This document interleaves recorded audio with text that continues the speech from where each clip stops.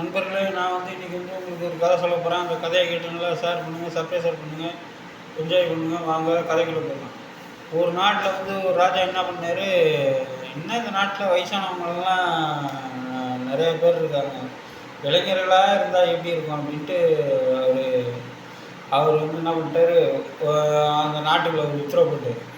இந்த நாட்டில் உள்ள 60 வயசு 65 வயசுக்கு மேலே உள்ளவங்க எல்லாத்தையும் கொலை பண்ணி கொலை பண்ணிடுங்க அப்படின்ட்டு உத்தரவிட்டார். உத்தரவிட்ட உடனே அதில் ஒரு படை வீரன், அவனுக்கு அவங்க அப்பாங்கன்னா அப்பா அம்மா அவங்கெல்லாம் ரொம்ப பாசமாக இருப்பார். ஆனால் என்ன பண்ணியிருக்காரு, ஆஹா நம்ம என்ன பண்ணுறது அப்படின்ட்டு அரசர் உத்தரவு மீற முடியாதுன்ட்டு அவர் என்ன பண்ணார், அவங்க அம்மா அப்பாவையும் கொண்டு போய் ஒரு இடத்துல மறைச்சி வச்சிட்டாரு.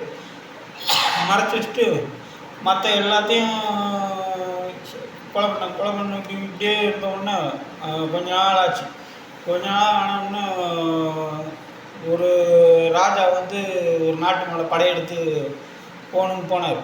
ஆனால் போகணுன்னா அந்த நாட்டை பிடிக்க போகணுன்னா நடுவில் பாலைவனத்தை தாண்டி தான் அந்த நாட்டுக்கு போகணும். அப்போ என்ன பண்ணார் ராஜா, ஆஹா நம்ம அந்த நாட்டை அதை தாண்டி போகணுமே அப்படின்ட்டு சரி எல்லாம் படையெல்லாம் திரட்டிக்கிட்டு போயிட்டார்.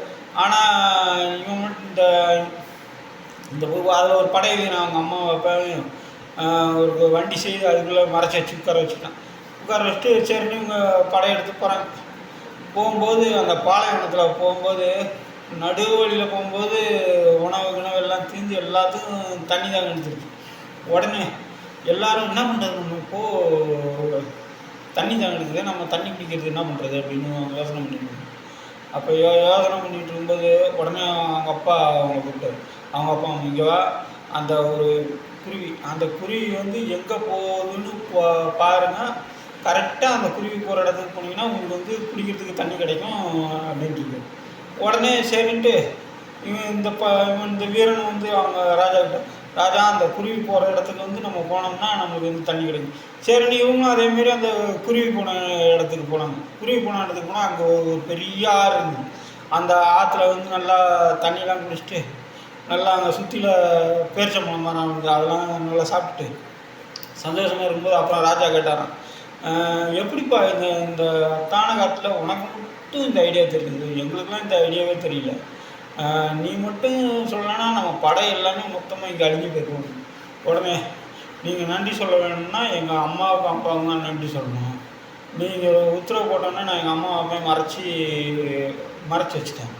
மறைச்சி வச்சுட்டு சரி நம்ம போகும்போது அங்கே நான் நாட்டில் விட்டால் எங்கள் அம்மாவை பிடிச்சிக்கிட்டு தான் நான் வந்து கையோட கூட்டுங்க. உடனே ராஜா அந்த 2 வயசானவங்க காலையில் விழுந்து மன்னிப்பு கேட்டு என்னை மன்னிச்சிருங்க அப்படின்ட்டு அப்புறம் அவர் வந்து உடனே நாட்டுக்கு திருமணம் போயிட்டு இந்த மாதிரி வயசானவங்கலாம் இனி வந்து கொல்லக்கூடாது, அவங்க எதுவும் செய்யக்கூடாது, வயசானவங்க நம்ம நாட்டுக்கு தேவைன்ட்டு அவர் அப்போ தான் வந்து அந்த சட்டத்தையும் மாற்றினார்.